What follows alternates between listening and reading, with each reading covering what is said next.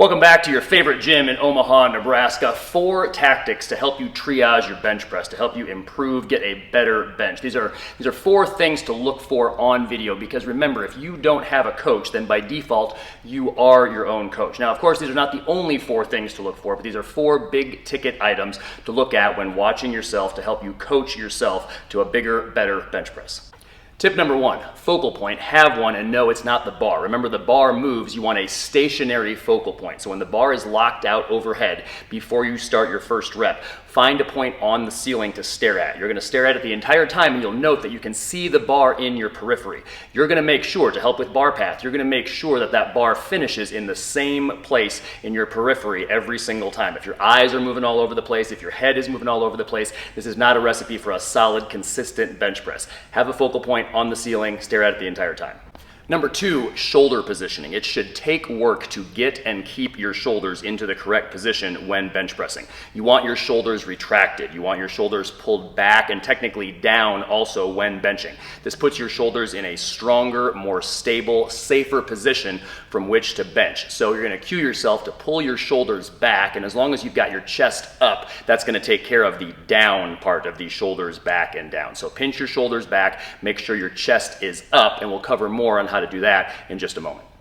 Number 3, and I'm going to toss in a little bit of a bonus tip here as well, but number 3 is touch point. Remember, the bar is, of course, going to start at lockout directly above your shoulders, but you're not going to bench straight down. The bench press is the one lift where we're not trying to have a vertical bar path. We're going to touch a point a little bit lower than our shoulders, roughly, let's say, 2 inches down, further down our chest. So it's going to be somewhere on your sternum. Where exactly that's going to be is going to depend a little bit, person by person, on anthropometry, but it's not going to be level with the shoulders. It's going to be a little bit further down the chest. So 2 things here. Number 1, have the correct touch point. Make sure that it's slightly lower than the line from one shoulder to the next, but also make sure that it's consistent. Make sure that you're hitting the same touch point every single time.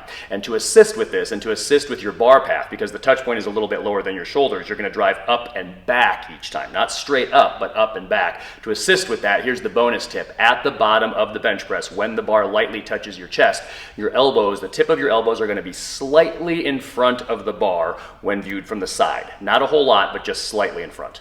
All right, and last, number 4, when we lay down to bench, we're kind of just a mushy mess of a human being. So how can we make sure that we have as strong, as stable of a base of support as we can from which to bench? Well, one of those is tip number 2 we talked about earlier, pulling your shoulder blades back so you got as nice of a wide, strong, stable base from which to bench. But the other one is to make you as rigid as possible is you want to drive with your legs. So get your feet flat on the floor and drive yourself in the direction, toward the direction of your head. No, you're not going to actually slide in that direction because the bar is going to pin you in place, but this allows you to correctly set your arch to get your chest up as much as you possibly can without your hips coming up off the bench, of course, and it has a little bit of a compressive effect. It makes you stronger, more stable, more rigid. So drive with your legs. As always, we hope these tips help you get stronger and live better.